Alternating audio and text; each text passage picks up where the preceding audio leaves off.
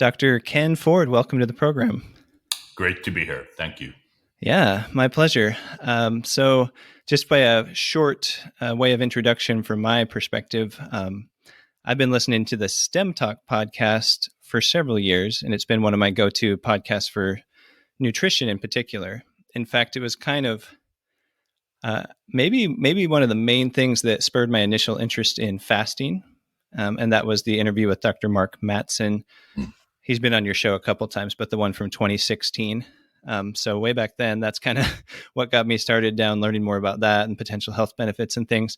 And of course, you guys talk a lot about nutritional ketosis on there as well, among other topics.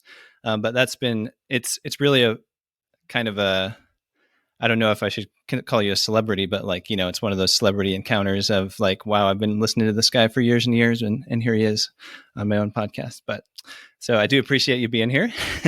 And then other than running the STEM Talk podcast, which we'll mention again later, can you tell the audience a little bit about your own professional background, research background, that sort of thing, and how you got to where you are today?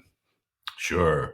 Well, I'm a computer scientist by training, and my specialty is AI, artificial intelligence. And I started in that area in the 80s. And prior to my academic career, I was in the Navy. So I left the Navy in 1983 and went to graduate school, did a PhD at Tulane. I founded IHMC in 1990. And I took a few years off in the late 90s to go to NASA, where I was an executive. I was the Associate Center Director at NASA Ames Research Center in California. I returned to IHMC in 99, and I've enjoyed being here ever since. That's essentially my background in a nutshell. I have three focus areas: AI, the other being human performance and resilience. And then the third is sort of entrepreneurship in research. Cool. Very cool. Now, people, myself included, people might be kind of curious, if there's any connection, or if it's just you mentioned you have multiple interests, but your background is more in computer science and artificial intelligence. If there's any direct connection, or if it's just because you kind of are interested in science in general that you've gotten so much into nutrition and things like that. Well, there's not a direct connection, except I have a broad interest in science. I served on the National Science Board and many other scientific boards for the government. And this kept my interest in science alive. I've personally been interested in nutrition most of my life. I was a high-level wrestler, and as a wrestler, nutrition is important, and making your weight class is very important. And so I had an interest in both fasting and ketogenic diets since the late 60s.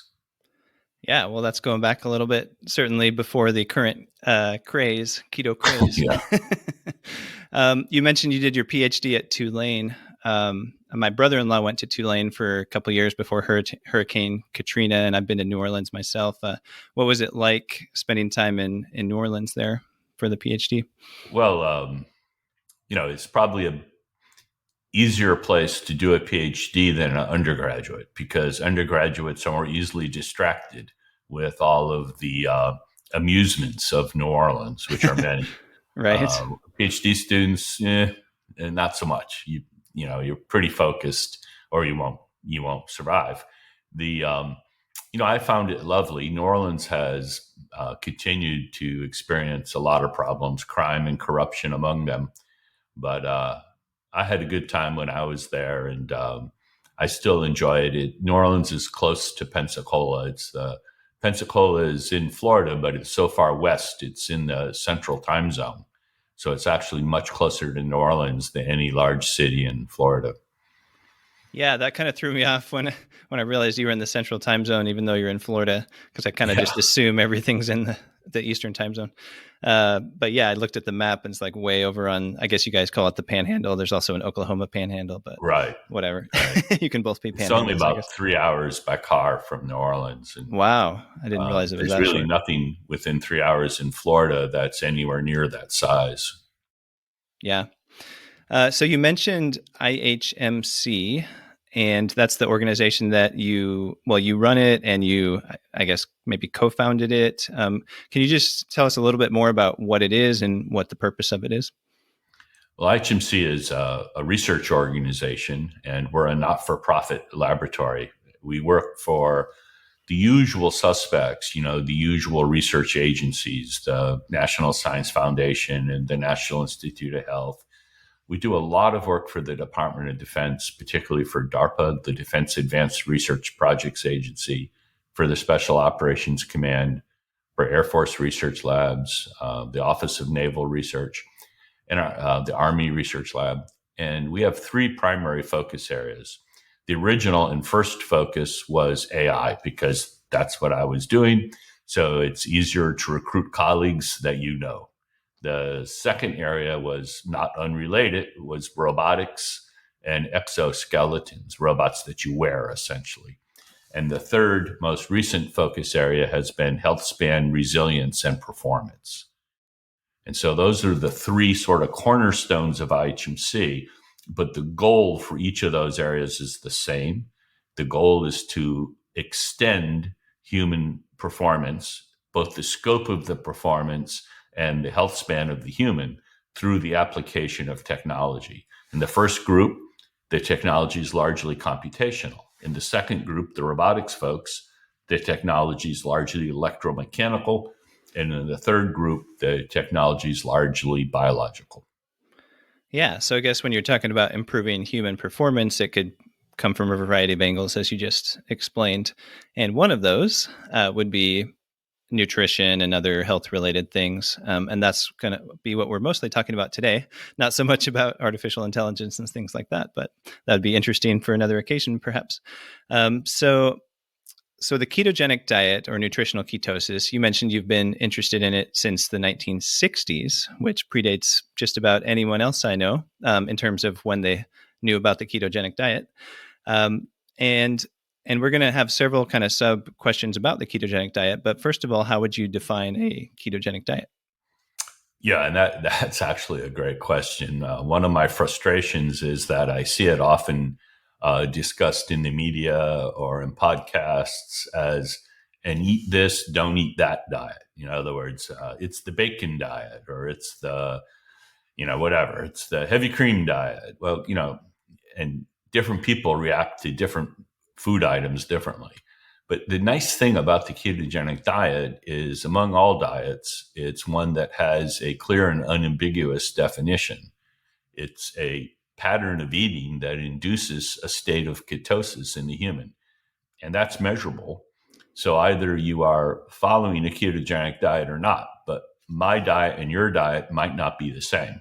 But so unlike, the diet is an unfortunate word, because in people's minds, it implies, like I said, eat this, don't eat that.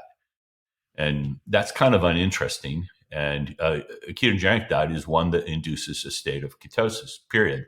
Now, you could have a very unhealthy ketogenic diet, right? You could eat nothing but Crisco and with bacon crumbles on it, and it would be very unhealthy, no doubt.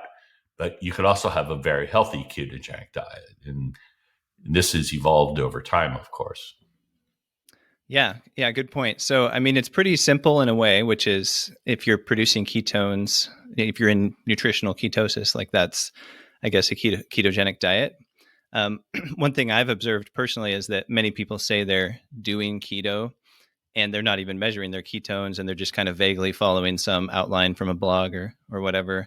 Yeah, they're in fantasy land.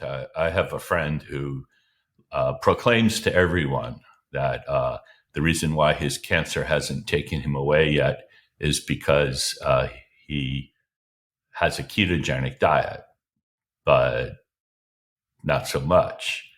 Biscuits and gravy is not ketogenic. Yeah, that's true. Right. So some people that say they're doing keto are way off, like they're not even close Mhm. because they just are still eating something like bread, like you said, like biscuits, and they just don't even make the connection that it's high in carbohydrates, and so that's not going to work out. Now, of course, if somebody does have a concept of like which foods are high in carbs and which ones aren't, and then they decide to do a quote low carb diet, even without measuring their ketones, there may still be some benefits or whatever. But For a lot, sure. like you said, a lot of people are in fantasy land where they're eating way more carbs than they realize, and they're not really doing a ketogenic diet. So you alluded to the fact that you got interested in the ketogenic diet back in the 1960s, and I've heard you say elsewhere that you've been doing it for most of your adult life, been in nutritional ketosis, but since it obviously wasn't trendy back then, what was the reason you first got interested, and so when and why did you start, and what has that been like? I started roughly in the late 60s, like 69 around then. And it had to do with wrestling. And my interest was partly driven by wanting to avoid seizure activity. And the ketogenic diet at the time was really focused on seizure prevention. And a group at Johns Hopkins had developed particular formulations of the diet that were 90% fat, and they weren't aimed at general health. These were aimed at helping children that had intractable epilepsy. And so general health wasn't an issue. These kids this was their last chance, basically.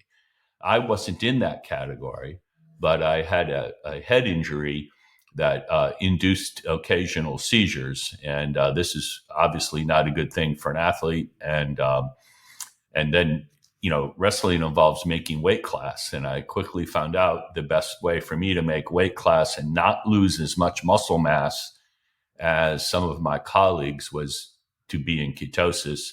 So I developed sort of a high protein approach to a ketogenic diet as opposed to a 90% fat. You can't possibly be a wrestler eating 90% fat.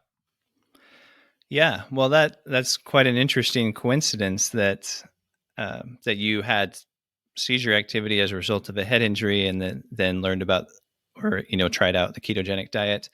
I mean, that's the same reason that I originally heard about it, was because it exists for seizure control. So long story, but I went to med school for a few years and then switched to become a PA. But so in other words, in multiple places, I'd maybe heard it mentioned in like our very, very short, nutrition unit in that schooling.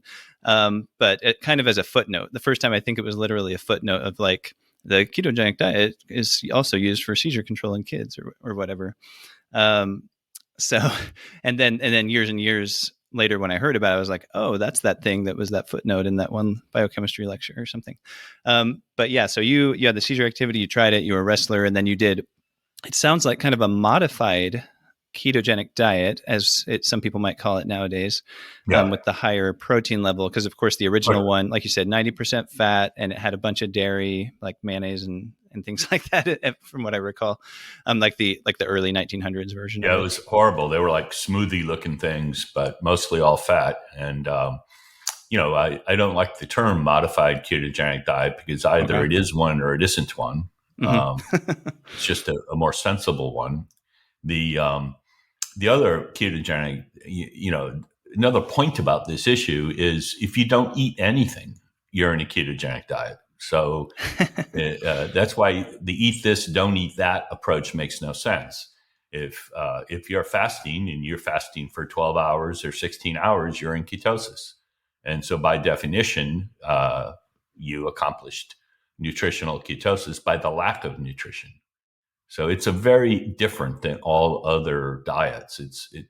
I'm not suggesting it's great for everyone, but it's a different kind of thing. It's not like the eat celery diet or some other diet. Yeah. Yeah. Good points. So getting back a little closer to the present, how, it's been kind of this crazy thing over the last few years. I feel like I was an early adopter, and yet I only started experimenting with keto in maybe late 2016. Yeah, it was 2016. So, so that's just, I guess that's 7 years ago now. It doesn't feel like it. But you're going back to the 1960s. So from your perspective, how has keto, quote unquote, evolved as it's gotten more trendy in Yeah. recent years? Well, the public understanding of it has evolved for sure. And my appreciation of it has evolved. I went off the diet, not with intent, just laziness and extremely busy when I was at NASA, and staff was also often bringing me in food to my office. And guess what? They weren't bringing me food that kept me in ketosis, right? They brought in all kinds of garbage late at night. And I started eating it and felt worse and gained weight, didn't feel good. So I went back to my traditional way of eating. But you asked about how the diet changed. Well, the diet itself, as we talked about, is really about inducing a state of ketosis. So that doesn't change. But what did change is, if you started talking about beta hydroxybutyrate or anything like that, even 10 years ago, 20 years ago, you got the boring dude hat and would have to go stand in the corner. Ketosis was not cool at all. And you go to the shopping, go buy groceries now, and you go to the cash register and they're magazine articles. Now, they're typically very befuddled, but they're there. But what's changed most about how people approach ketosis, thankfully, is they're eating more protein, and they need to. One of the myths of the ketogenic diet, because of how it evolved out of that early 90% protein diet, is that if you eat any protein, you'll be, quote, kicked out of ketosis. And there are various, podcast people and that claim that, but it's completely untrue, particularly once you're well adapted to the diet, once you've went through the initial period of adaptation. And, protein is critical. And most people on ketogenic diets don't eat enough protein, particularly older people eat way too little. So when you're young, you need a certain amount of protein, probably about double the RDA, right? So the RDA is 0.8 kilograms. I mean, 0.8 grams per kilogram a day. That's very little protein. And that was devised to keep you out of overt disease. So yes, if you eat less than that, you're going to have dramatic and acute negative results. But for optimal health, it's probably double that at least. And in older people, they're resistant. They're essentially anabolically resistant to all of those things that stimulate anabolism, whether that be hormonal, whether that be exercise, whether that be nutrition. So older people actually need more protein. And ironically, you'll see older people, like think of your parents or your mom, and she'll be nibbling on something rather than tearing into a nice ribeye. Yeah, that's a good point, because when I first got interested in keto, I actually read the book. I think it's just called The Ketogenic Diet, but it's a book from like going way back to when they were using it for seizure control. And it talked all about, like making sure you're really strict and keep your fat really high, and then carbs are low, but protein is, quote, moderate or low. Mm-hmm. And yeah, like we use the phrase modified ketogenic diet, I guess, meaning not the classical ketogenic diet with higher protein, as you mentioned. And in general, it is kind of like people on keto sometimes fear protein because they're like, for the reason you said, they're like, oh no, it's going to kick me out of ketosis. And then people outside of keto, like people in general, kind of fear protein because they've been told this or that it may, harm their kidneys, for example, is maybe the most common reason that people will cite why they're worried about consuming protein. And so people, broadly speaking, people seem to not eat that much protein, and there are a lot of negative consequences from that. I found when I can eat a lot of protein and still stay in ketosis. Yeah. Like crazy. That's normal. Yeah. Like 5 times as much as a normal person would, or something, maybe, give or take. And then I can also eat a decent amount of carbs and stay in ketosis if I'm exercising. And there's just like variables you can kind of tweak here and there, the timing of your workout or what have That's key. And so, back to your earlier point, like, A ketogenic diet is the one or where you're still in ketosis, right? It's nutritional ketosis. And there's a lot of different ways to get there. But back to the protein thing for a second. So you mentioned higher protein being good because a lot of people don't get enough. And especially as you get older, you kind of need more protein. So how do you kind of think about or approach or advise other people in terms of how to kind of get enough protein on a ketogenic diet or even not on a ketogenic diet? And it can be tricky, particularly people that are fasting. And so that becomes another whole challenge, right? If you have a very short eating window, it's certainly possible, but you still need to fit a sufficient daily allocation of protein into that window. It's less important. There used to be talk about a thing called the anabolic window. And there is an anabolic window, but it's much bigger than we ever thought. So it used to be, you'd see the guys in the gym and they had their, they didn't get to the parking lot before they drank their whey protein because they thought for sure all their exercise was in vain if they didn't immediately have a giant bolus of protein. So that's been disproven. But it is true that some period relatively close to exercise would be a good time to have a high protein meal, but it's not as time critical as people used to think. But when somebody is not eating for most of the day, then you have to really be thoughtful about how you'll fit enough protein into your window. So I often do intermittent fasting, but I have to be thinking about how will I do this? So I live in Florida most of the year, half the year, and the rest of the time in Wyoming. And in Wyoming, we have a tremendous amount of just fabulous, high quality grass-fed meats and wild game. So in Wyoming, it's easy to get spectacular meats of all kinds, very natural. In Florida, of course, we have great seafood. And I like to devour both of those in large quantities, coupled with green leafy, green veggies like spinach. Popeye ate spinach. Remember Popeye? He was probably keto and he ate spinach. Popeye was good. Made him strong. Yep. Yeah. Okay. So yeah, like the different meats and seafood and things like that can be some good protein sources. Now you mentioned like the intermittent fasting eating window kind of thing. That's a good point. So, 16-8 is a popular schedule. And so obviously if you have like an 8-hour window, the way I would think of it is like get something a high protein meal at the beginning and the end of that 8-hour window, basically. And then kind of look at how much total protein you're taking in, make sure it's pretty reasonable as well. So that's exactly right. Yeah. But if you think about it, let's say a person weighs 180 pounds and even given the recommendation that I gave, which is double RDA, and many recommend more than that, but I think double RDA is sensible. That's somewhere between 131 and 160 grams of protein. Right. So if you're doing 1.6 grams per kilogram of body weight a day, that's about 130, 131 grams of protein. That's at the low end. But if you think about 131 grams of protein, and that's at the low end, over 8 hours, most people do not achieve that. Yeah, that's definitely true. I've kind of come to realize that more recently. And so I've really been like paying attention to like, well, okay, at the beginning of my eating window, I'm going to have high protein and at least one more time in the day, and to definitely get over 100 grams most days and often closer to like 150 or something like that to kind of get in that ballpark range.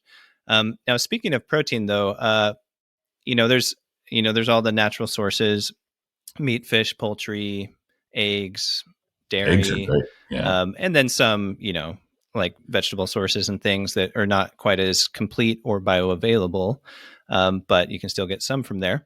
And then what is your opinion on, this is kind of my personal curiosity, but I'm sure some listener might want to know as well.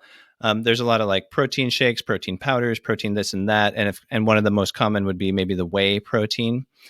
So what is your opinion about that? And if you're using something like whey protein, is there anything you need to be aware of? Yeah, so whey protein is a very fast-hitting form of protein. It's metabolized quickly compared to the other kinds of protein.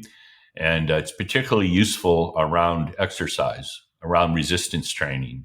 is a good time for that. To have it's a time efficient way to get a big whack of protein. One of the challenges is that whey protein, taken in the quantity sufficient quantity, often engenders an insulin response, and this is not what you're looking for when you're in ketosis. So there's sort of a trade-off there. Myself, I only mess with whey protein on resistance training days. I have it with me when I'm resistance training, and I finish it as I finish training, and then I head for eggs. But I wouldn't have whey protein today. It was an office day. It may even knock me out of ketosis, or certainly get me really close to out if I drank a lot of it. The other thing is the quality of whey protein varies dramatically by vendor. And it's such a huge market. The vendors are all over the place in the quality and the composition of the whey protein. And, like leucine is key.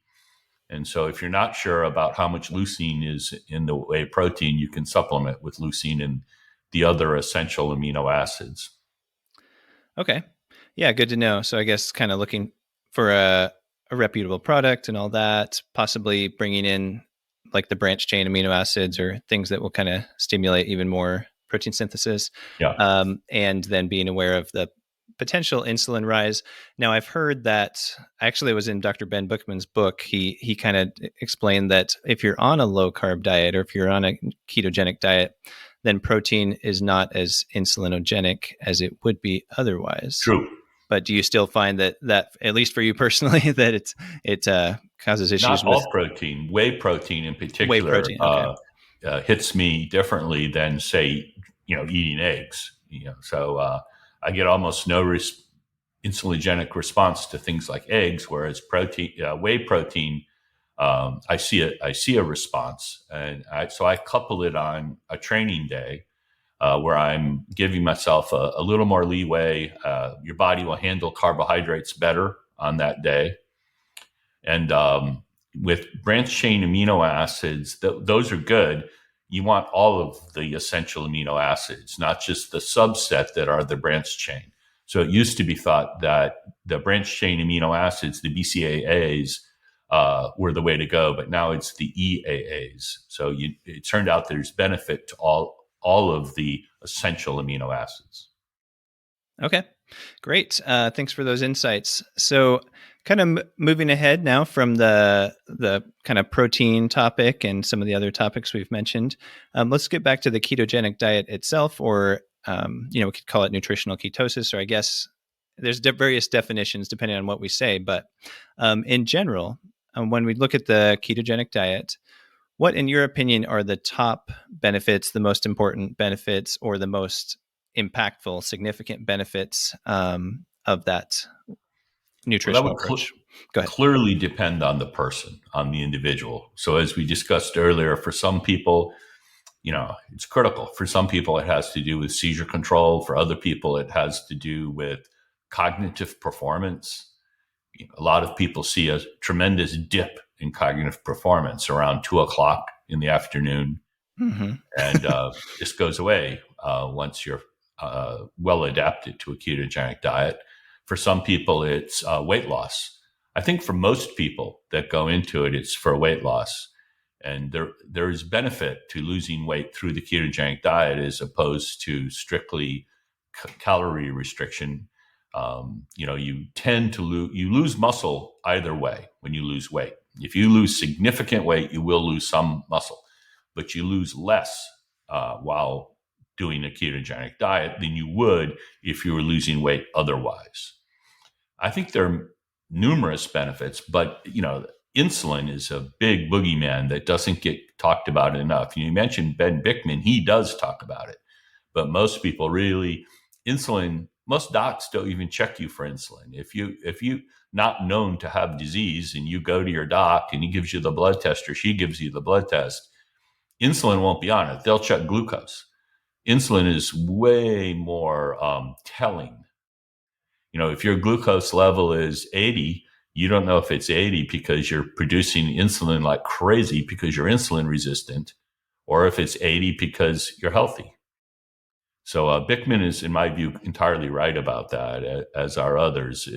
If you know someone's inflammation level, insulin level, and body composition, you know quite a bit. Yeah, so that's a good point. There's kind of an array of different benefits, and so it depends on the person, like which one matters the most. And I guess looking at society at large, you were talking about insulin. We know that there's an epidemic of insulin resistance. In fact, I've heard it estimated up to about 88% of adults in the United States might have insulin resistance, basically. And so that includes, type 2 diabetes, that includes prediabetes, and maybe some other people that don't quite qualify for those monikers. But what is your kind of take on what kind of impact can a ketogenic diet have on this diabesity epidemic? I think it's probably the most effective approach for most people. Maybe not for everyone, but for most people. When you mentioned 88% of the people, I think that was a study that showed something like that had a form of metabolic derangement. They were unhealthy in terms of metabolism, and that often involves insulin. The ketogenic diet and or fasting are great ways to address that issue. And you see it work every day. But diet is one of those things that the country is sufficiently brainwashed that I would say not a day goes by that someone doesn't send me a paper or some kind of clipping about how this will surely kill you quickly. And it's quite frustrating. Also, another thing, pet peeve, since I mentioned a pet peeve, you mentioned 88% of the people have some form of insulin problem, typically insulin resistance. That now is normal. And this is what people don't understand. When they get their blood test result back and the doc looks them in the eye and says it's normal, you need to find a new doctor. Homer Simpson is normal. So when you go to Quest and you get your numbers back, that's based on the population, the general population, many of which are almost all of which are insulin resistant and have diabetes and all kinds of other ailments. And then you got this distribution and you're green, so you're good to go. Well, you're in there with Homer and all the rest. You don't want to be in there with Homer. You want your insulin level to be like 3 or 4. And believe me, your doctor will be shocked if it's 3 or 4. Yeah, good points. Yeah, like the range of normal. The range of normal has probably kind of migrates over time because it's based on a standard deviation or something. Yeah. Look at testosterone levels. Go to Starbucks. Check out the guy who gives you your latte. Right? He's normal. Uh-huh. Yeah, good point. So you mentioned that keto, in your opinion, is basically the best treatment for these people that have, let's say, type 2 diabetes or prediabetes, because of course they have insulin resistance, and then the downstream effect is eventually getting high blood sugar, and that's what we call diabetes, and start all these different treatments for it.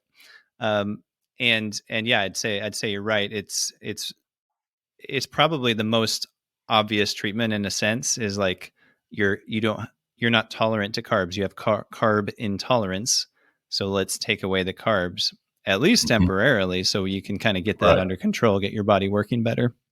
And that generally sort of thing. Physicians don't want to suggest that. And I'm not knocking physicians. I understand it, because they've got a short period of time with you. On the average, you're in there a very brief time. If it's paid for by insurance, you have a short visit. And they're very worried because they put you on some kind of an eating pattern. And let's say it actually worked. And it tremendously lowered your blood sugar and it affected your insulin.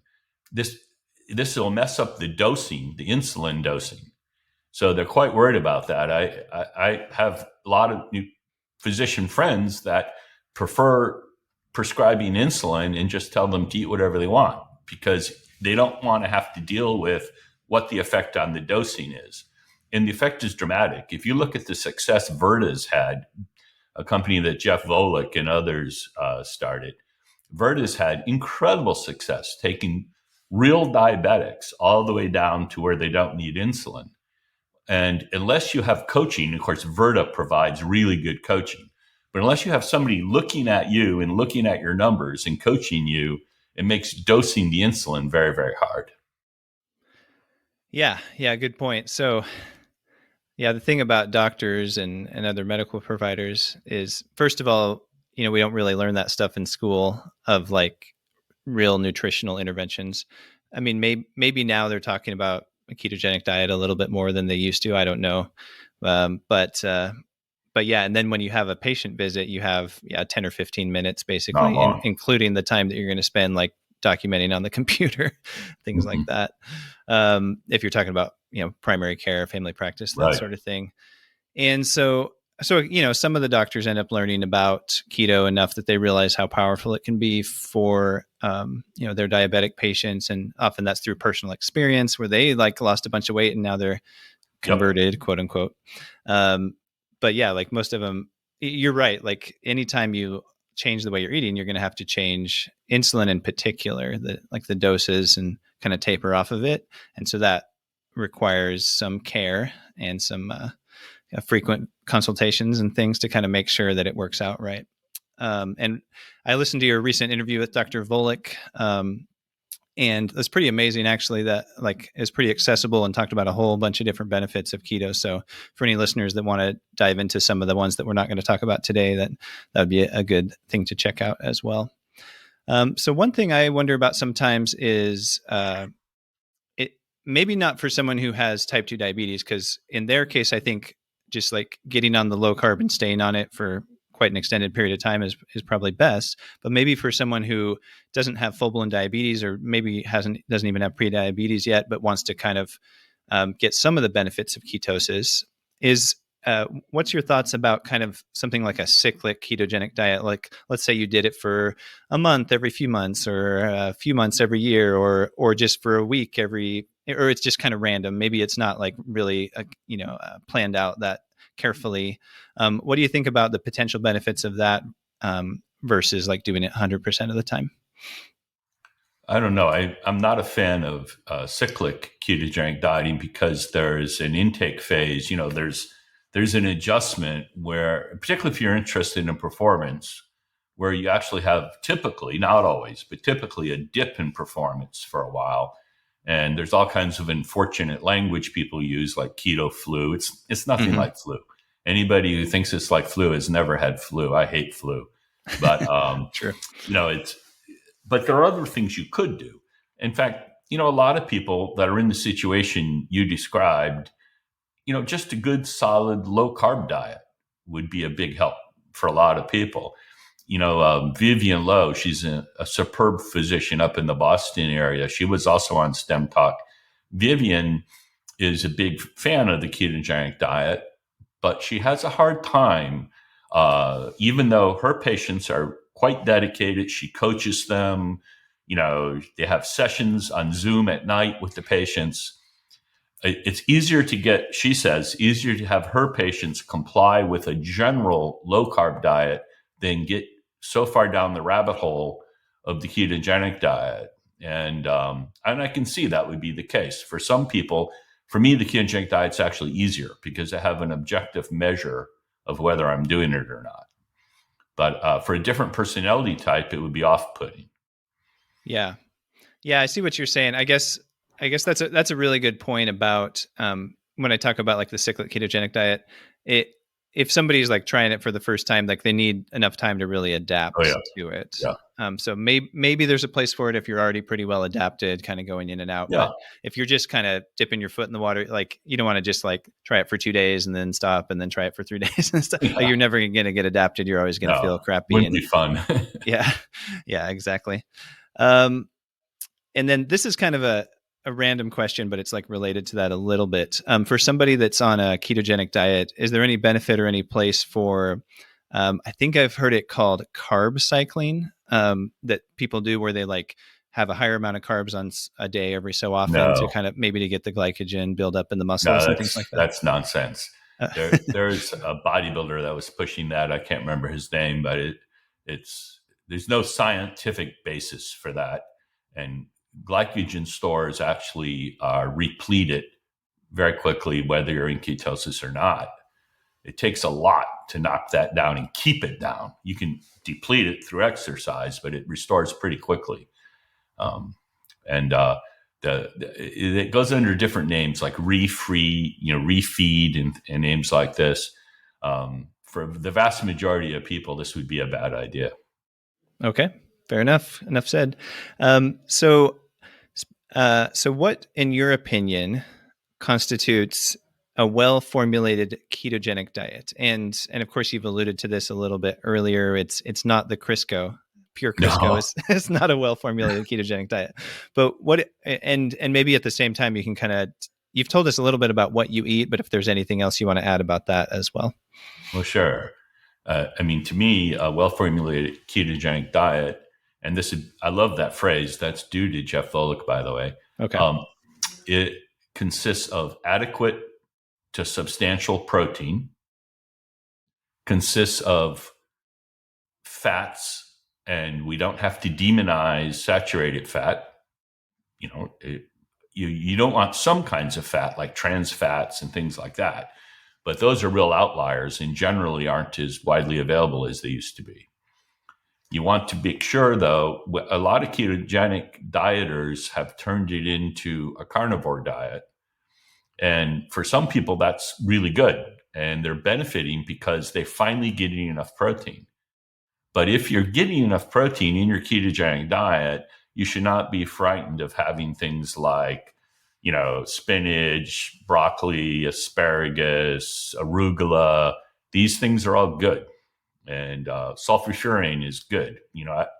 I like sprouts, the little sprouts that contain so much sulfurfuran. So the ketogenic diet, there's a lot of ways to do it, but I wouldn't start with fat the way people used to. I would start with protein, and I would limit my carbohydrates tremendously.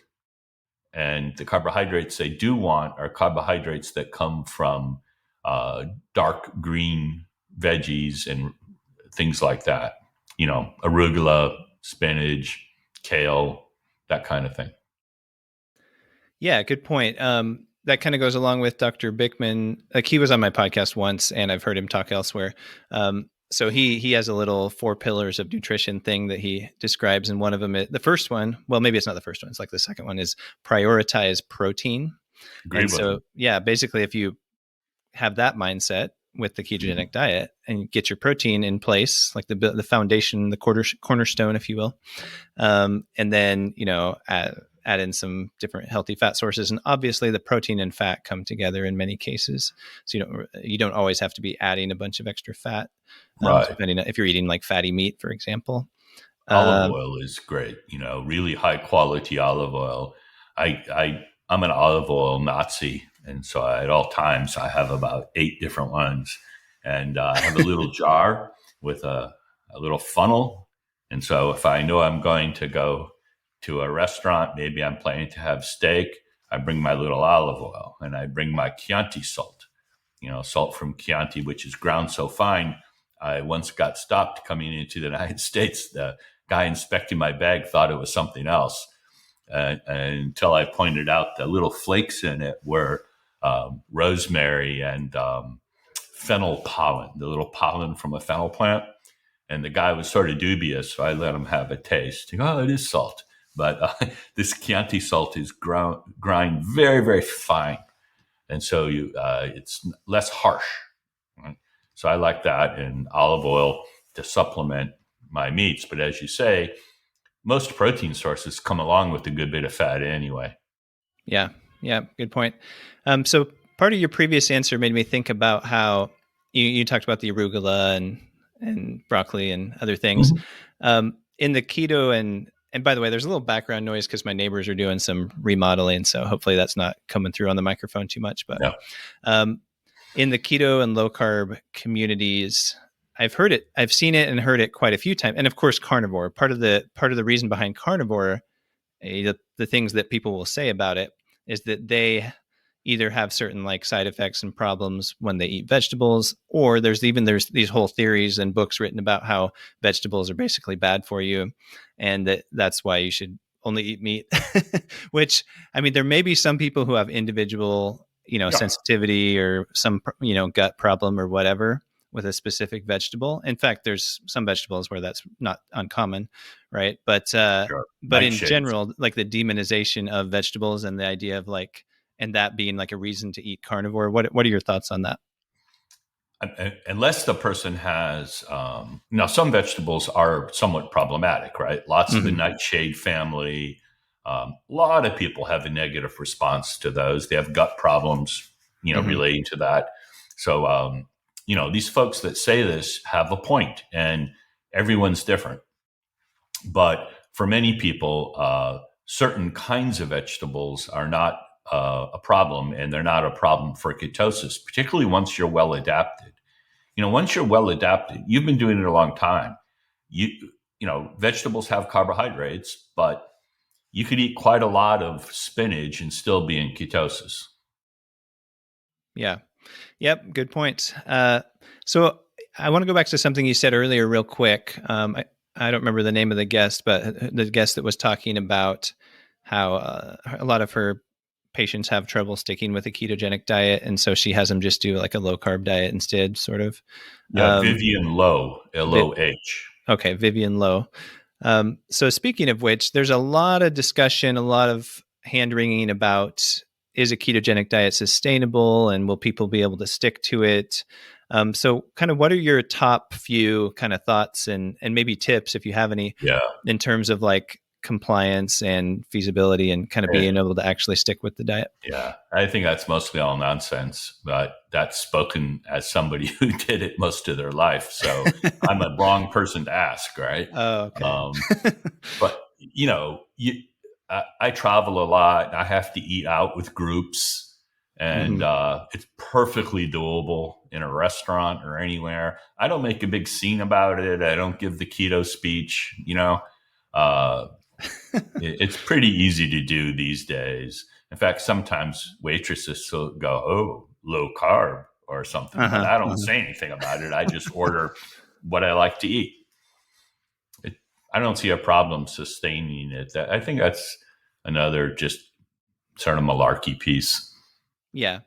Yeah. I mean, there's a lot of different, beginners struggle for multiple reasons, and one of them is like if they don't feel great at first, Mm-hmm. and as you talked about on the interview with Jeff Volek, like getting extra sodium is really important, because now you're like, excreting more sodium, so that's like a big one that's going to help with a lot of the so-called keto flu symptoms. And then there's the environmental pressures. You talked about the restaurants. Some restaurants, it's hard to find like a good low carb option, and then you've got all these holiday feasts and family events and sweets and Yeah, treats. And so if you're that's a coming, bigger problem. yeah, The yeah, social pressure is a bigger problem, and people feeling uncomfortable, obviously eating strangely compared to their friends, right? So, yeah, I spend a lot of time in Italy, and the Italians are absolutely shocked. They're like, "What is he doing?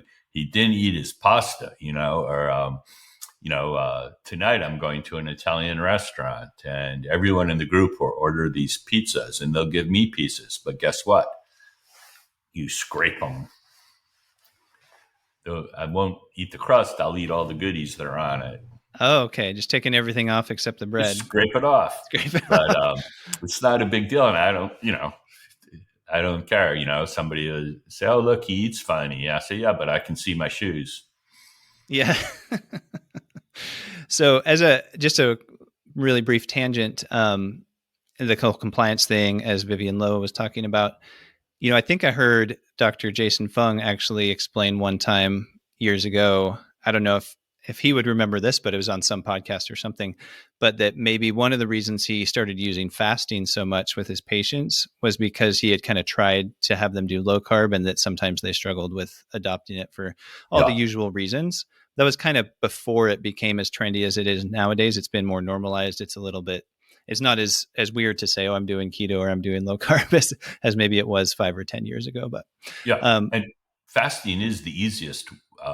Fasting's easier because you don't have to coach them except to say eat nothing. And I find it remarkable that people would prefer to eat nothing than something. But if they would prefer to eat nothing than something, then the way to go, I think, is intermittent fasting. Not long-term fasting where you'll experience muscle wasting, but intermittent fasting, and then fit enough protein into your eating window to maintain muscle mass. Because as young as you are, this is the time in your middle age and in youth, muscle is like your retirement account. It's like your 401k or your 403b, where when you're young and middle age, you put deposits in, I hope, right? And at some point, you'll be withdrawing. You're going to be withdrawing from your retirement account. And when in your 80s, I don't care what you do, you're going to be withdrawing from your muscle mass account. And it's not a vanity thing. This is how we lose our independence. Typically, if it's not dementia, it's loss of muscle. So Granny can't get out of her chair. Well, that's a problem. Or Dad falls down, can't get up. That's a problem. They're going to lose their independence over that issue. And frailty is one of the main things that's a problem as you get older. And you can kick that down the road if you go into that period of your life with more muscle mass and muscle quality. Yeah. So you kind of broached to the topic of fasting and different types of fasting, but let's hit a couple more things related to keto. I mean, I guess I broached to the topic of fasting, but then you kind of carried on. But but let's hit a couple more things related to keto, and then we'll circle back to fasting if that's okay. If you don't have to go right away at the top of the hour or anything, okay, then we should have time to do that. And then we'll talk about the muscle maintenance and that just a little bit more. So back to keto for a minute. So we talked about what you eat and kind of what might constitute a well-formulated ketogenic diet and vegetables or not vegetables and that sort of thing. And even the compliance and the difficulties with sustaining it for some people. And one thing that comes up a lot, and was kind of one of the early objections to, say, the Atkins diet, I guess. I mean, I wasn't in the medical field yet at that time. I was growing up in the 90s, and then, I'd hear about it, and then people would be like, oh, somebody lost a bunch of weight on the Atkins diet, but they're going to have a heart attack. Look at all this stuff they're eating, which is kind of a funny description in retrospect in a lot of ways. But this comes up a lot because if you eat more fat, one of the things that may happen is you might have a higher level of LDL cholesterol. The so-called bad cholesterol has been for many years termed bad cholesterol, always in quotes. And then, in fact, a couple days ago, or maybe it was just yesterday, there was a CNN headline that you shared with me. But this comes up all the time. But this is like a new study, a new paper that's talking about this again. And the headline was something like, in fact, I think I've got it right here. Let me pull it up. Keto-like diet may be associated with a higher risk of heart disease, according to new research. And I just want to read the first sentence or so, just because it's kind of comical in some ways. But it says, a low-carb, high-fat, keto-like diet may be linked to higher levels of bad cholesterol and double the risk of cardiovascular events such as blocked arteries, heart attacks, and strokes, according to new research. But since this comes up so often, and I'm sure people ask you about it, and they're probably asking you about this latest study, what are your thoughts about that topic and about that study? My inbox is still full of emails about that from STEM Talk listeners. And I will answer them all, but there are a lot of them. So you're going to start copying and pasting. Cut and paste and adjust it to each person. But, really this is a hit piece and it's nothing to do with science. It's sort of an example of the absurdity of the media publishing an article based entirely on a press release. So they have access to no study. There is no study. This was a paper presented at a conference that the media wasn't at. The people who did the paper produced a press release. Probably their media office did the press release, and they're notoriously inaccurate. And there's a lot you could say about that, but none of this is peer-reviewed science. It's also nutritional epidemiology, which is one of the least reliable parts of science, if it is part of it. Mm-hmm. But also the probability of any of the people being on a well-formulated diet is near zero. One of the things that should tip someone off, the paper is full of quotes with people having nothing to do with the study. So you'll see numerous quotes from Christopher Gardner, who is sort of a quote machine whenever you want a negative quote about keto. And he's a passionate opponent of keto, which a scientist should not be have an agenda. They should go where the data leads them. And he never mentions it, and it's never mentioned in the articles. But he's the director of the Plant-Based Diet Initiative. So most of the people that are very passionate about only plant-based consumption are very anti-keto, from almost like a faith-based side, they're very passionate about it. Now, it's well known and has been known way before this conference paper that a ketogenic diet can increase LDL levels in somewhere between 20 and 30% of the people that do it. So this is a known phenomena. And it's important to note, unlike that first sentence you read, an elevation of LDL caused by a dietary change is not a strong predictor of heart disease at all. And it certainly doesn't double the risk, as the paper said. That's just absolute nonsense. There are a lot of other things besides LDL that change. So you typically see a significant increase in HDL. You typically see lower triglycerides. And most importantly, you see a change in the particle size of LDL. LDL by itself tells you almost nothing unless it's like 600 or something. And then you have an actual disease. You have an inherited genetic disorder. But for the vast majority of people, LDL is meaningless without knowing particle size and particle count. So you need to know ApoE-B. You need to know, you need to know LDL-P, the number of particles. Just having your physician tell you what your total cholesterol is and what your LDL is close to a waste of time. And this will change, but it takes 15 to 20 years for these changes to happen clinically, which is a shame. And then, of course, there's all kinds of other cardiovascular risk factors unrelated to cholesterol, which they seem uninterested in. But blood pressure, insulin sensitivity, inflammatory markers all typically get better. So it's a very bad piece of work, and it's an intentional hit job by the reporter. So the person who wrote the article has no data, has no paper to reference. It's just, good, let's, but the damage is done because the general public will see that and think, aha, And while we're talking about these biomarkers, a simple calcium scan is useful and very predictive. It's a non-invasive CT scan that will tell you to what degree are you building plaque in your arteries. And that's something inexpensive, easy to get, and it's not a biomarker. It actually shows the development of disease. And then even within that, there are different densities of calcium. And there are new technologies now that will tell you, well, you have this kind of unsettling calcium score, but the density is the following, and you don't need to worry very much, or you do, right?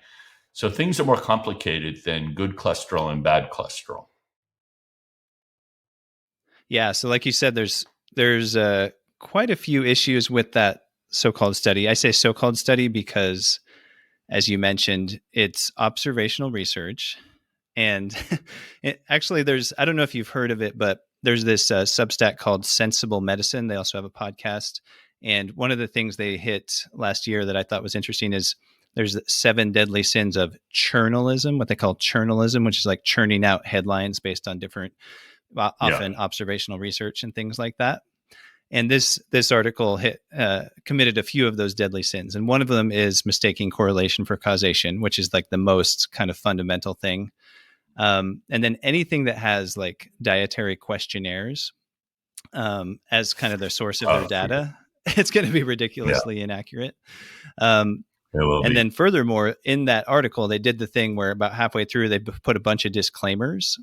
but then they're like, this can't show causation, blah blah blah, and it's different for everyone, and blah blah blah. But then they pivot. It's disclaim and pivot is one of the deadly sins. So put the disclaimer, but and quote people. Yeah.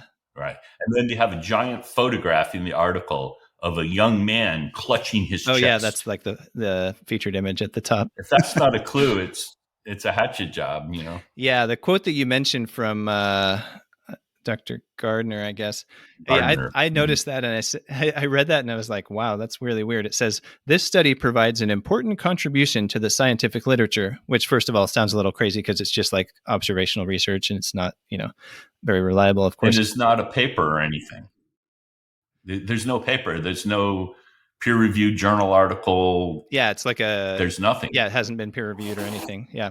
So he says it provides an important contribution, and then says, and suggests the harms outweigh the benefits, said Christopher Gardner. And so I'm like, that's kind of laughable to say that this would be the reason why it doesn't suggest anything like that. Why you would say the harms of the ketogenic diet outweigh the benefits.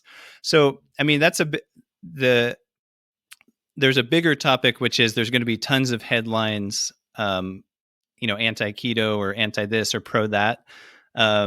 One of the guys who runs Sensible Medicine, his name is Vinay Prasad. He's a professor of biostatistics and an oncologist.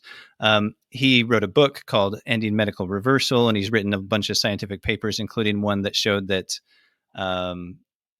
basically that a lot of the stuff we do in medicine is not always really that evidence-based. And then if you really test it, you kind of find the opposite.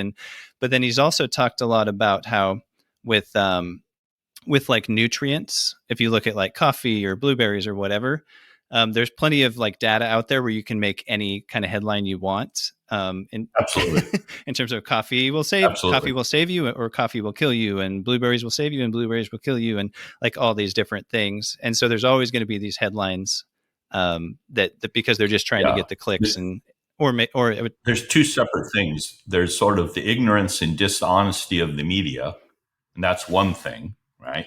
And we see that here, right? This is nothing to do with scientists. It's the media has an agenda, don't eat meat, meat's bad for the world, cow flatulence is destroying the planet, all that, which is utter nonsense. There's that whole angle, problems with the media. Then there's the other angle, problems with science, and they both have problems.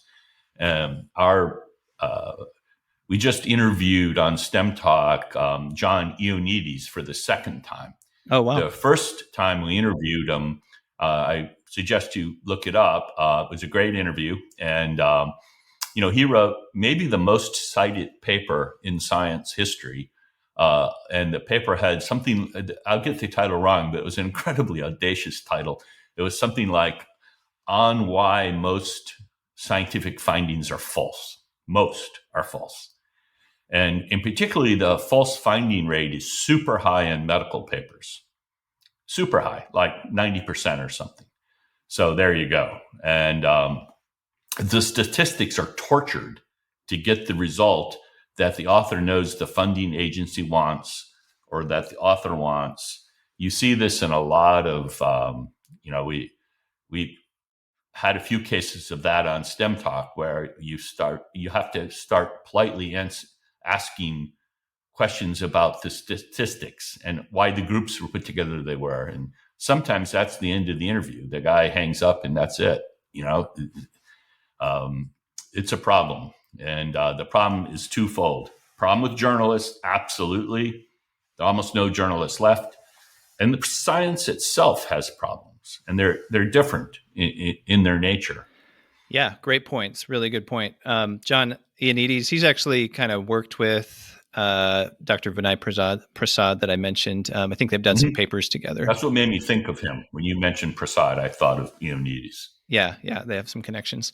And they both harp on that, like how the poor quality of a lot of research, the second problem that you mentioned with the way research is done and so forth. And then just back to the study for one quick second, another thing I noticed is that the people that they looked at in their, observational, looking at the data from, I think it was England and maybe Canada, I don't know exactly, but the people in the study were eating about 45% fat. And then later in the article, they note that a ketogenic diet is usually 70% fat or higher. So it's like, wait a minute, it's not even a ketogenic diet. And there's no such thing as what the fat allocation is in a ketogenic diet, as we discussed earlier. Mm-hmm. Either you are in ketosis or you're not. One of the best ketogenic diets is the eat nothing diet, but you can't do it very long. Yeah. While we're on the topic of the like problems with research and inflammatory headlines, we don't have to spend much time on it, but there was one the other day. I mean, I don't know when it started, but there's some study or series of studies about erythritol, which is a sweetener that's really common in keto products, if you will, low carb products. Yes. And in fact, whole companies have basically been invented around or created around like, erythritol based ice cream or whatever. And so then there's these headlines about erythritol causing heart attacks and other adverse cardiac events, which I looked at a little bit the other day, and it's kind of laughable when you actually look at all the details. But do you have any brief thoughts about that? Just that I'm in the same camp you are on that. If there's an issue, it's a minor issue, and it's the least of our concerns. These people write these things, and they have no problem apparently with all kinds of other much more dangerous things people consume. I don't recommend consuming a lot of artificial sweeteners. I avoid them for the most part, just because it keeps me wanting things sweet, right? So mm-hmm. If you don't eat things that are blatantly sweet, you're very tuned up. Things that used to not taste sweet taste sweeter. I really don't want to. I'm not a fan of finding quote keto products that allow me to pretend I'm eating a ketogenic diet, but still having my loaf of bread or this or that. In general, they're okay, but I view them as frankenfoods. But the reason I don't eat them is because it stimulates me to return to wanting these things, right? So if you start eating ketogenic sandwiches because the bread is somehow low carb, then, for me at least, it would make me interested again in having bread. And I've lost my interest in bread. I don't want to regain it. Yeah, for sure. Yeah, so sweeteners in general, maybe better to avoid for the reasons you stated. Just for I'll see if I can do a really simple recap of what the erythritol thing was about, just for the listener who may not know. So the first step of it was basically they were just looking for anything in the blood, like people kind of observing like people that end up having these heart attacks and things. What are some things that are elevated in their blood that we can kind of pinpoint? And one of them was erythritol. And I actually didn't remember this from biochemistry back in the day or whatever, but when I was looking at a little bit of analysis of that, I realized, erythritol can be elevated in the blood just endogenously. Your body makes it. I guess it's through the pentose phosphate pathway. So in other words, when they looked at, these people that have heart attacks have high erythritol levels, they didn't even ask the question, are they consuming erythritol or is it coming from their body? All they noticed is that it was high in their bloodstream. So that was kind of step one of what they did. And then the third part was actually in a petri dish, basically like putting the erythritol in the blood and saying, it makes it clot more. And so maybe it's plausible or whatever. And the middle part was like giving erythritol to people and seeing, does it raise their blood levels of erythritol? Yeah, it does. Okay. So then they stitched those three things together and said it might, increase your risk of heart attacks. And so of course the headlines are, out of control, I'm sure. Right. Yeah. And when you think about how that study was conducted, it clearly had the goal of showing that erythritol was problematic. Yeah. These kind of studies, it's very hard. I heard somebody the other day complaining about the United States, was terrible because we did worse than some undeveloped country in the response to COVID in terms of the fatality rate. Well, all of their theories were nonsense. If you just look at the age distribution, the primary problem is in the elderly. And the United States population is much more elderly than the countries they were comparing it to, also much more obese. But neither was what they wanted to talk about. They wanted to talk about something else. The two elephants in the room were just ignored, right? Just don't look over there, right? I mean, Italy got clobbered. They have maybe the oldest population in Europe. Age is the primary driver of all disease. It's the risk factor for everything. I can't think of a disease. Well, there's a few, but they're obscure. For most chronic disease, age is the primary risk factor. Yeah. So lots of problems with the way that research is done and the way that research is reported. So now one more thing about the ketogenic diet. So kind of switching back to that, a question that comes up a lot is, what about ketone supplements, if you will, or the exogenous ketones? And I know there's different types. They're still relatively new. I mean, now it's been a few years, certainly, that there's various ones available. But I mean, I don't know, maybe like 5 to 7 years ago, it was pretty unheard of. Like only a small subset of people had ever tried these things. And I guess they tasted terrible and whatnot. They're still relatively new, but there's certainly some research showing some potential benefits. But what are your kind of big picture thoughts about where they fit in with nutritional ketosis? Yeah, that's an important question.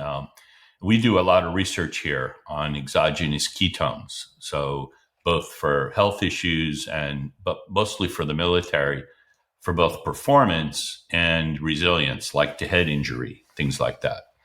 So, it's a big area of work here. We've looked at every kind of exogenous ketone you can imagine. And basically they fall into a few categories. So the one the public's most familiar with are ketone salts. And these don't taste horrible. They can be made to taste good.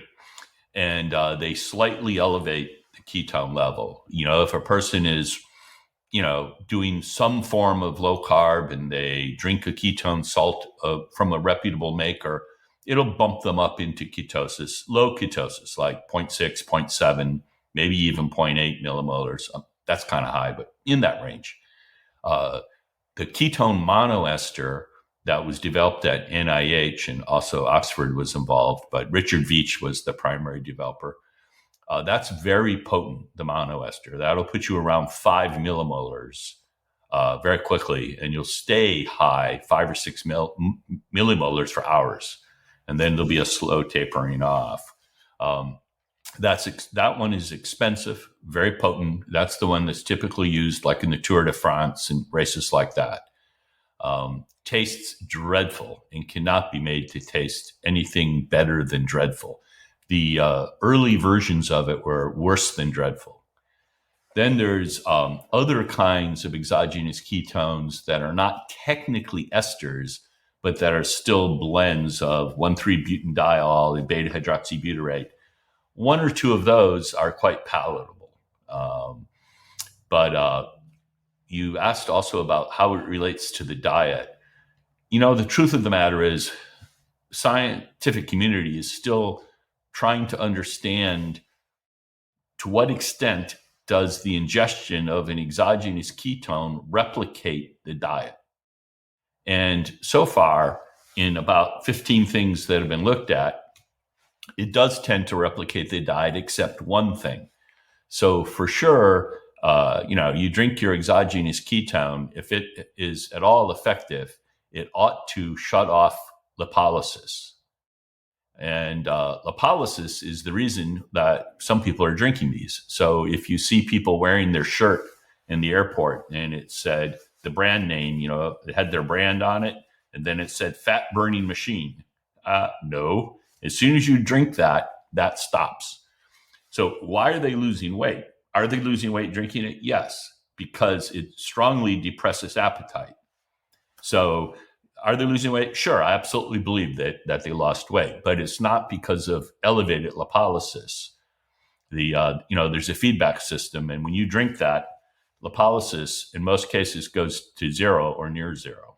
So that is one difference. We're interested in really elevated ketone levels for things like dementia or for preventing traumatic brain injury, the sequelae. You'll still have the blow, like if you mess up your parachute jump and you hit your head, but will the downstream damage be as severe if you were first dosed with a heavy dose of a ketone ester? And we'll know that in soon. We're doing those studies now.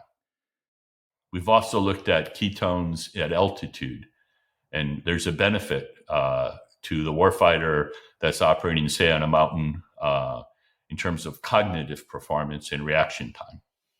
Yeah. So maybe it would be fair to say that the exogenous ketones or the ketone supplements are a little bit more about performance than about like trying to lose weight, because they're at least temporarily going to like slow down fat burning through the feedback mechanism. Now I know they have some like glycemic benefits, so the diabetic patient could maybe still benefit even if they're not burning more fat or what have you. And that's part of the advantage, right? So these people aren't lying; they do lose weight. I think it has to do with glycemic control and with appetite suppression. Yeah, fair enough.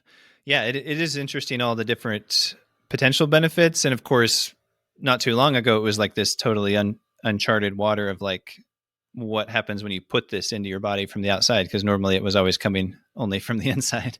And that's interesting that you mentioned how much longer the esters last versus the ketone salts. So I'm sure like the ones that seem affordable or relatively inexpensive are probably always those ketone salts, I'm assuming, out there on the market. The salts are typically powdered and the esters are typically a liquid. Of course, the chemistry is entirely different, but the esters are typically much more efficacious, much more expensive, and taste much worse. Okay.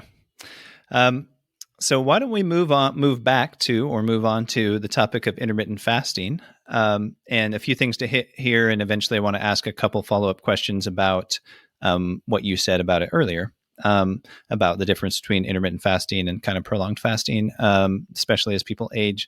But first, what are your kind of overall thoughts about interviewing Dr. Mattson? I guess maybe a couple times. I don't remember if you were the interviewer both times, but and also Dr. Fung has been on your program once, not too long ago. And then I'm sure some other people on there have maybe talked about fasting in some context. But what are your big picture thoughts about the research that they've either done or the clinical experience that they have, depending on which person we're talking about? Mm-hmm. Sachin Panda also, his episode was largely about that. But he's the TRE, the time restricted eating sort of guru. And Mark Mattson is one of my favorite scientists working in that space. He's very, very solid, been solid a long time, and is highly trusted scientist. So yeah, I'm a fan of all of those folks. Fung is more on the clinical side, and the other two are more on the basic research side.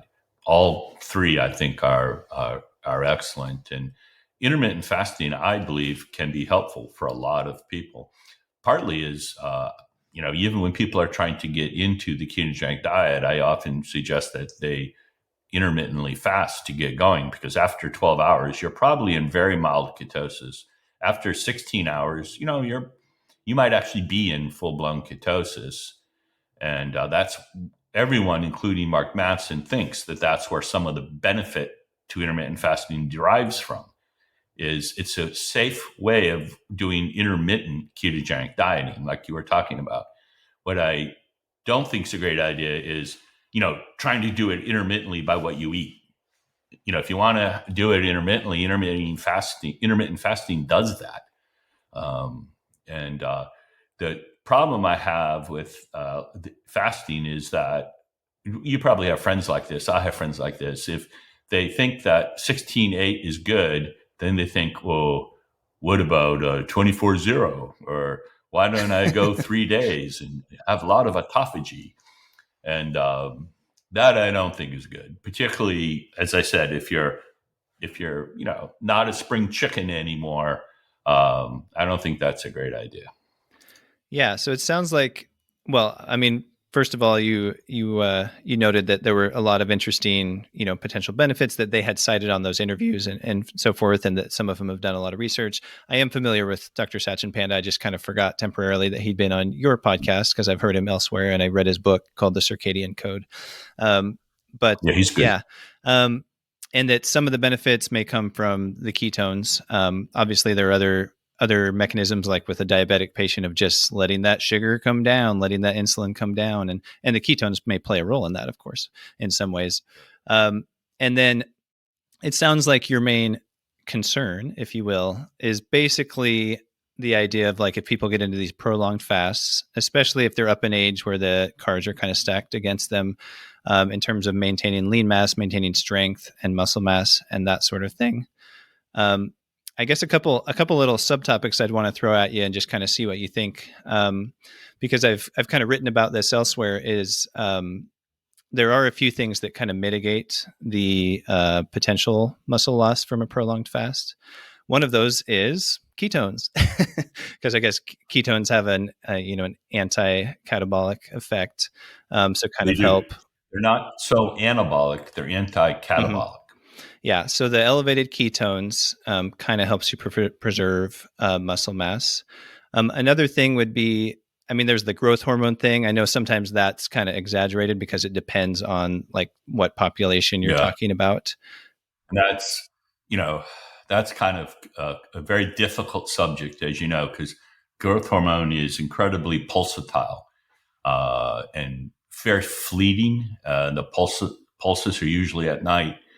What you're measuring when you measure this is IGF-1, and fasting and ketogenic diets lower IGF-1 quite a bit, about 30% in some cases. And, low IGF-1 is generally associated with extended lifespan, but it's another one of those things you don't want it too low. It's like a bathtub curve. Mm-hmm. Somebody over here with high IGF-1, that's a problem.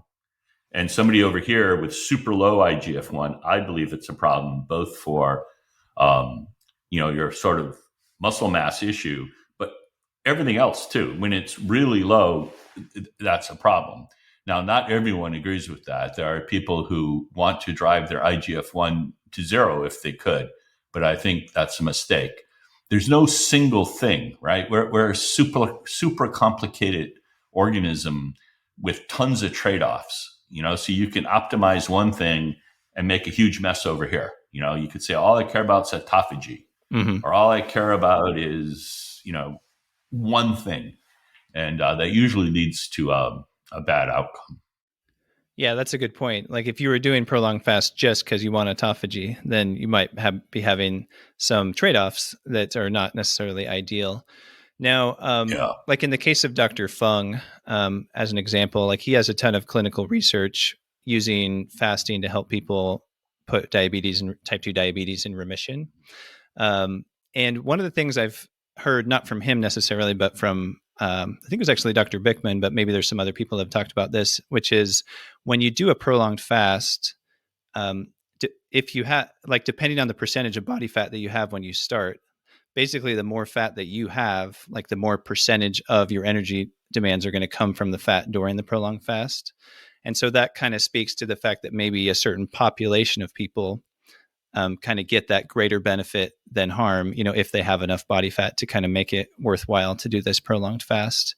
And that population, the diminution, at least in the short term, the diminution of protein synthesis is probably less of a problem than their obesity is. Exactly. But when it comes to, when we talk about, I'm talking about prolonged fasting here. When you talk about prolonged fasting and the elevation of ketones, and that ketones are anti-catabolic, which they are, it doesn't mean there's no catabolism if you're not eating protein.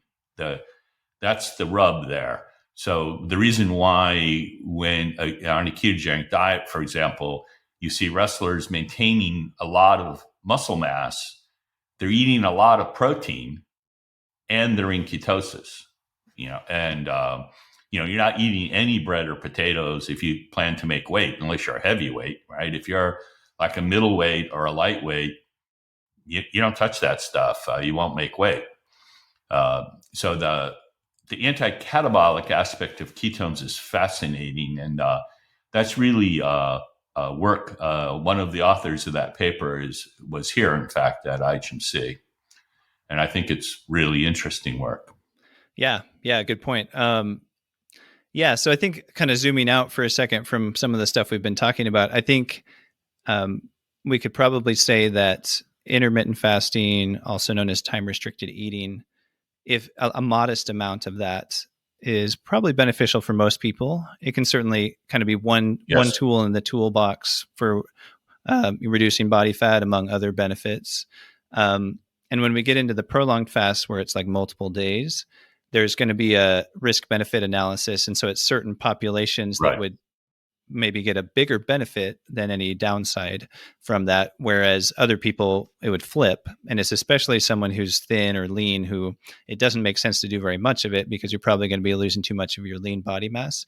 And that's where I've kind of realized that more and more over the last few years, because I'm kind of in that middle age where it's like, well, you don't want to, if I'm not obese, I don't need to be doing a lot of prolonged fasting, maybe once in a blue moon, just to kind of, because there are also some interesting benefits of extended fasting, as you probably know, that there's, of course, we talked about the autophagy, which kind of, ramps up by like the third day or whatever of a prolonged fast. And then there's some autoimmune benefits, as Dr. Walter Longo has discussed, maybe on your podcast, maybe elsewhere, in terms of like Crohn's disease and multiple sclerosis, and others. And obviously like really, really high ketone levels, which may have some interesting benefits, and the apoptosis, organ shrinking and kind of regenerating. And I hit my microphone. Hopefully that wasn't too loud. But anyway, that all kind of fits into the kind of the analysis on an individual basis, I guess, of like whether the benefit is greater than the risk, depending on what kind of medical issues you're dealing with, how obese you are, and so forth. Well, I'm fasting right now. Today is a time restricted eating day for me, and so I last ate at 5:00 last night, and it's 2:30 here, so that's a pretty long fast. Yeah. You're close to 24 hours. You're getting close there. So yeah, and I'm gonna when we finish, I'm gonna have an early dinner, have seafood dinner. And I like drunch. People talk about brunch. Not so exciting. Drunch, right? I think I coined that phrase like 20 years ago. Drunch. Great. Yeah, drunch, or you could call it linner. That's always the debate, is which term do you use. But anyway, what was I going to say? Oh yeah, so I wanted to connect this back to your comments earlier about the protein, because in a ketogenic diet, classically, it was like really, really high fat. And then so the protein ended up being kind of low if you have 90% of your calories from fat. And then, as you mentioned, it's probably better to have quite a bit more protein and kind of prioritize that and make that the cornerstone of your ketogenic diet. And then when we talk about intermittent fasting, I run into this all the time, which is something which is people are trying to lose weight, of course. Like that's the most common reason why they get interested in fasting or a ketogenic diet. And so often those people will be like, oh yeah, I'm doing the whatever schedule, 16-8, maybe with or without low carb, and I'm counting my calories. And so they're like kind of limiting what they're eating, even in their eating window. And then surely, partially due to kind of the brainwashing from the media and so forth about, meat versus plants and about saturated fat and all those things, surely they're sometimes also not getting enough protein or not getting enough bioavailable, good quality protein. And so that becomes an important part of the discussion when we talk about, these people who may be losing some of their lean body mass, some of their muscle, if they do too much fasting. And the too much fasting could fall into various buckets, whether it's like doing the prolonged fast too often for their body type, or maybe like one meal a day, which is kind of a popular thing sometimes for certain groups. So it's like, regardless of what kind of fasting you're doing, you really need to prioritize the protein. and not be kind of like trying to limit your overall food intake. Because if you're like spending a lot of time not eating, then you got to like really get that protein in there the rest of the time so that you can make those deposits in your bank account, as you put it, kind of retain that strength. Because what do people die from in old age? Well, a lot of times they can't move around and they get so deconditioned, and then they're just at a high risk of everything. Right.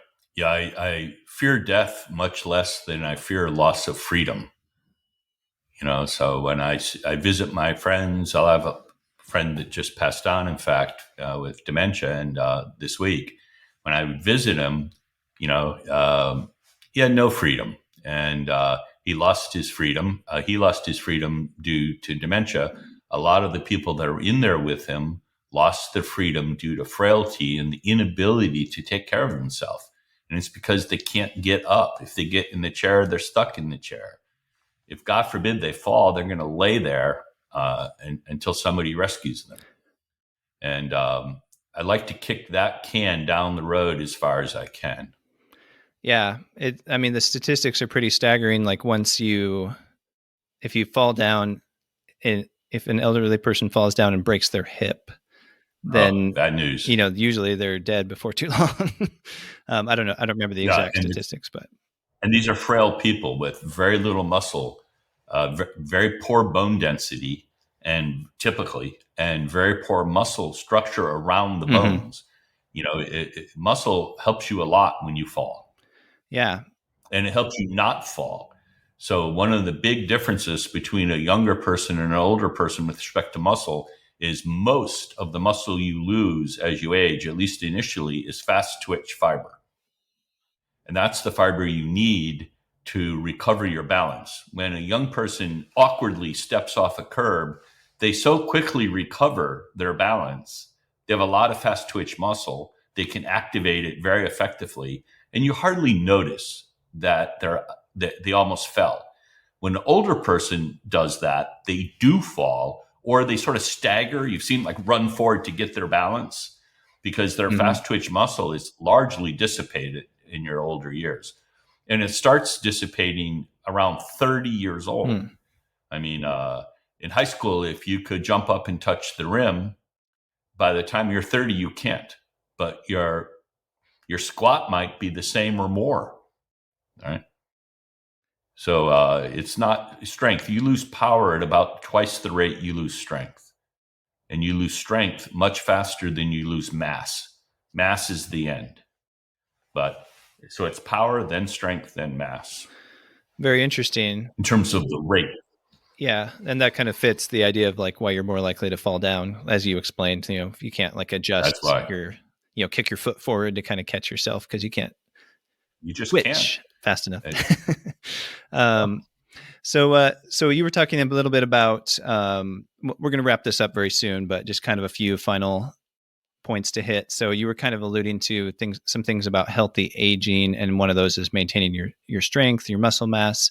And I think, I don't know for sure if you're currently working on a book about healthy aging or if it's going to the publisher. Well, I've put it in hiatus. The book was about maintaining a lean, strong body into old age, and I'm struggling, frankly. And some of my friends have just released books, and they had the same struggle.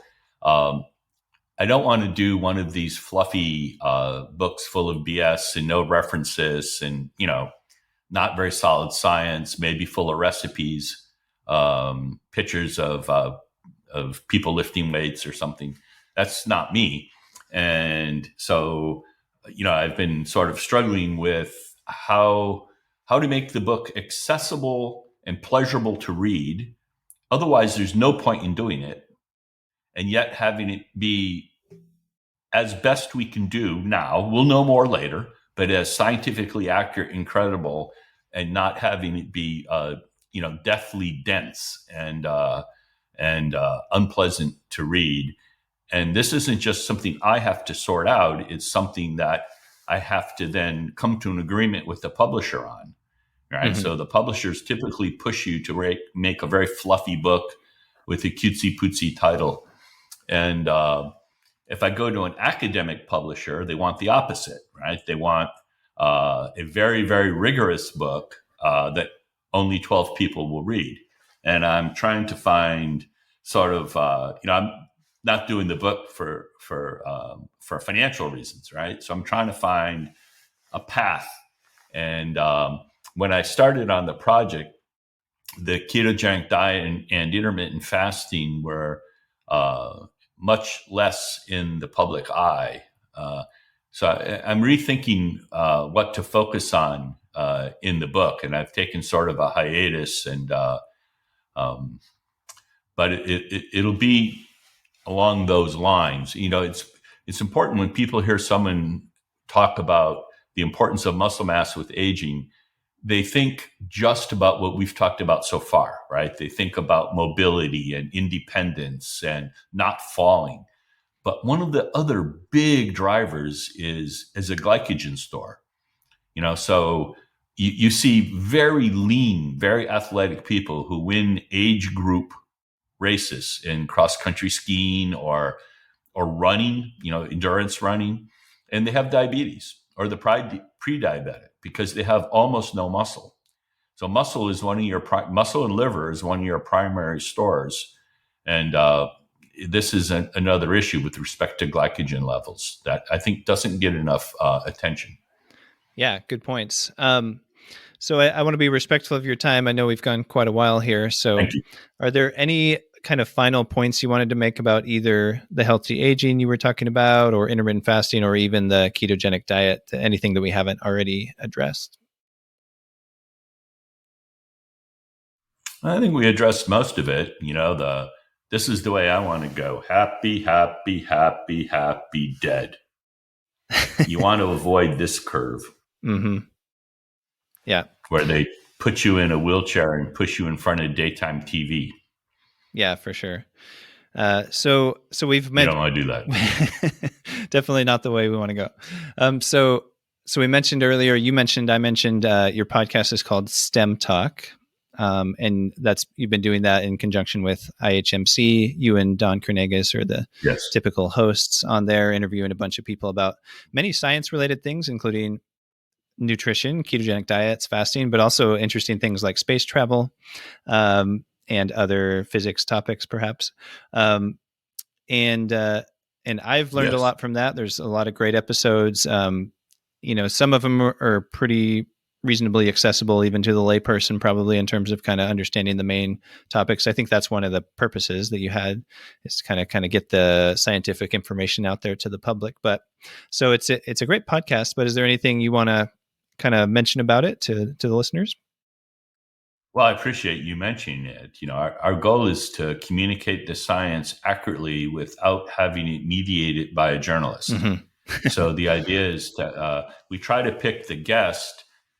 Not always, but usually the guest is in a different field than either Dawn or I are. Mm-hmm. Our academic training, is usually in 3 different fields. And that's on purpose because we want there to be the need to do a little explaining, but not too much explaining. In other words, we want to assume basic scientific literacy. I know it limits the audience, but this is meant to be a podcast where you get to listen in to a conversation between 3 scientists, but they're in different fields. And so there does need to be, some explication. Well, what does that mean? Otherwise, as you know, science has got so much jargon that even if you're a scientist, you can't understand what the other one is saying because the jargon is so dissimilar. Yeah. Yeah. Good point. And that probably does help that you're in different fields. And so there's at least a little bit of additional explanation. And I know in some episodes, like Jeff Volek, for example, did a really good job of kind of explaining things as if people don't really know much about it, kind of really giving the context. And I'm sure some of the other guests have done that as well. So great podcast. People should definitely check that out. Good. And is there anything else you want to kind of mention, other places to find you or other things you're working on? Well, you could always check out IHMC's website, mm-hmm. and also our YouTube channel has millions of views. You could check that out. But thank you for having me on your show. It was a fun conversation. Yeah, I really appreciate you coming on. I'm sure people, if they make it all the way to the hour and 40-minute mark here, which we're about to hit, then they will have learned a lot. Yeah, they'll need some ketones. Yeah, they'll need some ketones to make it through. Yeah. All right. Thanks again, and take care, Kent. Thank you. Bye-bye.